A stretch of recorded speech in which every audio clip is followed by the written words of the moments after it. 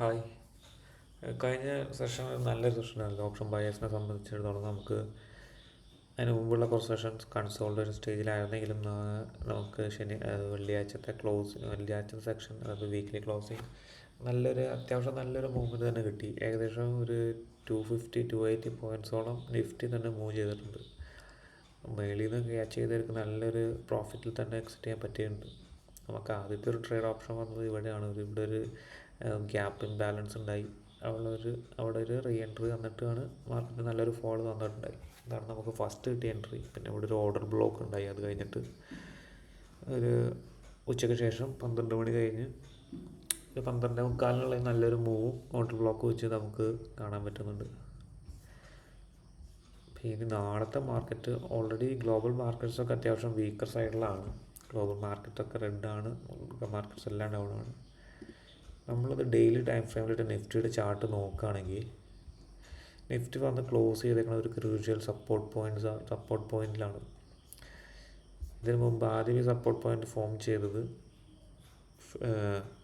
July 19 അത് കഴിഞ്ഞിട്ട് 26 അവിടെ ഒരു സപ്പോർട്ട് ഉണ്ടായി. അവിടെ വന്ന് ആ പോയിന്റിൽ വന്ന് മാർക്കറ്റ് നിന്നിട്ടുണ്ട്.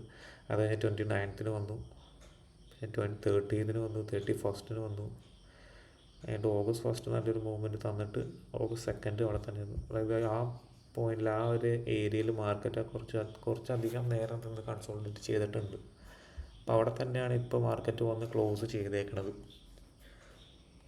ഗ്ലോബൽ. അപ്പോൾ നാളെ ഇത് വെച്ച് നോക്കുകയാണെങ്കിൽ നാളത്തെ ഒരു നമ്മുടെ പ്രൊഡിക്ഷൻ എന്ന് പറഞ്ഞാൽ മാർക്കറ്റ് ഗ്യാപ്പ് ഡൗണിൽ ഓപ്പൺ ചെയ്ത് ഈ ഒരു പോയിന്റിൽ തന്നെ ക്ലോസ് ചെയ്യാൻ തന്നെയാണ് പ്രീവിയസ് ഡാറ്റ വെച്ച് നോക്കുമ്പോൾ ഉള്ള ചാൻസ് കൂടുതലും. ഗ്ലോബൽ മാർക്കറ്റ്സ് ഓൾറെഡി ഒരു ബെയറിഷ് ട്രെൻഡ് ആയതുകൊണ്ട് മാർക്കറ്റ് ഫോള് വരാൻ ചാൻസ് ഉണ്ടെങ്കിലും അത് ഈ ഒരു പോയിന്റ് വരെ വരാം. ഫോളോ വരാണെങ്കിൽ 24,700 പോയിന്റ് വരെ ഫോളോ വന്ന് നിൽക്കാം മാർക്കറ്റ്. പിന്നെയുള്ളൊരു ക്രൂഷ്യൽ സപ്പോർട്ട് എന്ന് പറയുന്നത് 24,350 ആണ്. അത് കുറച്ചധികം പോയിൻറ്റ്സ് ഡൗൺ ആണ് ഇപ്പോഴത്തെ ക്ലോസ് നോക്കുകയാണെങ്കിൽ ഏകദേശം 500 പോയിൻറ്റ്സ് ഡൗൺ ആണ്. ഇന്നലത്തെ പോലെ നല്ലൊരു മൂവ്മെൻ്റ് ആണ് മാർക്കറ്റ് നാളെ തരാൻ നോക്കണമെങ്കിൽ ഇത് ഗ്യാപ്പ് ഡൗണിൽ ഓപ്പൺ ചെയ്തിട്ട് ഈ ഒരു സോൺ വരെ എത്താൻ ചാൻസ് ഉണ്ട്. അതാണ് നിഫ്റ്റിയിൽ നമ്മൾ നോക്കണം. ബാങ്ക് നിഫ്റ്റിയിലേക്ക് വരാണെങ്കിൽ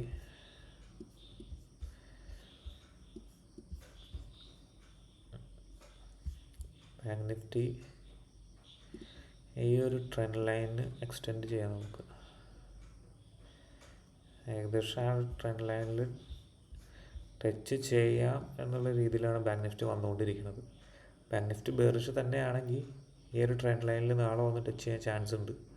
അതായത് ഒരു 49.50 നല്ല ബെയറിഷ് മൂവുള്ള കാര്യമാണ് ഞാൻ പറയുന്നത്. ഗ്യാപ്പ് ഡൗണിൽ ഓപ്പൺ ചെയ്തിട്ട് പിന്നെ ഒരു ബെയറിഷ് വരാണെങ്കിൽ ഈ പോയിന്റ് വരാൻ ചാൻസ് ഉള്ളൂ.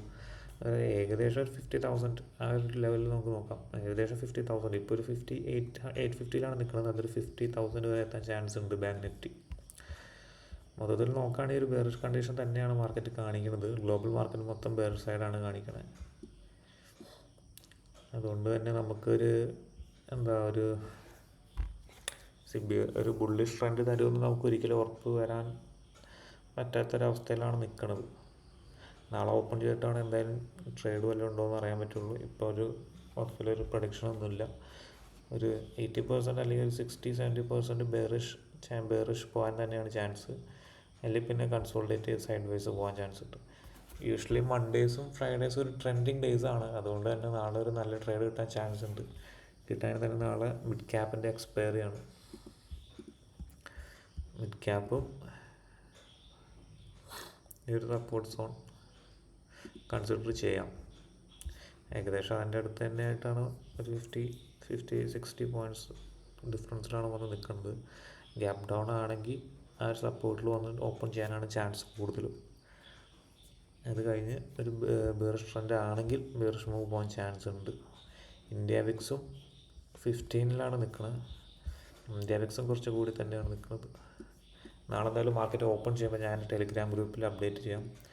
അതിൽ എല്ലാ ട്രേഡ്സും ഇടയ്ക്ക് അപ്ഡേറ്റ് ചെയ്യാറുണ്ട്. ട്രേഡ്സും എന്തെങ്കിലും റിലേറ്റഡ് ന്യൂസും ഉണ്ടെങ്കിൽ എൻ്റെ ടെലിഗ്രാം ഗ്രൂപ്പിൽ അപ്ഡേറ്റ് ചെയ്യാറുണ്ട്. എൻ്റെ ലിങ്ക് ബയോയിലുണ്ടാവും, ഡിസ്ക്രിപ്ഷനിലുണ്ടാവും. അതിലെല്ലാവരും ജോയിൻ ചെയ്യാം.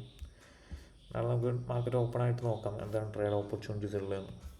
ഇപ്പോൾ ഒരു കൺഫേം ട്രെൻഡ് പറയാനുള്ളൊരു സിറ്റുവേഷൻ ഇല്ല എന്തായാലും. നോക്കാം. Okay, by.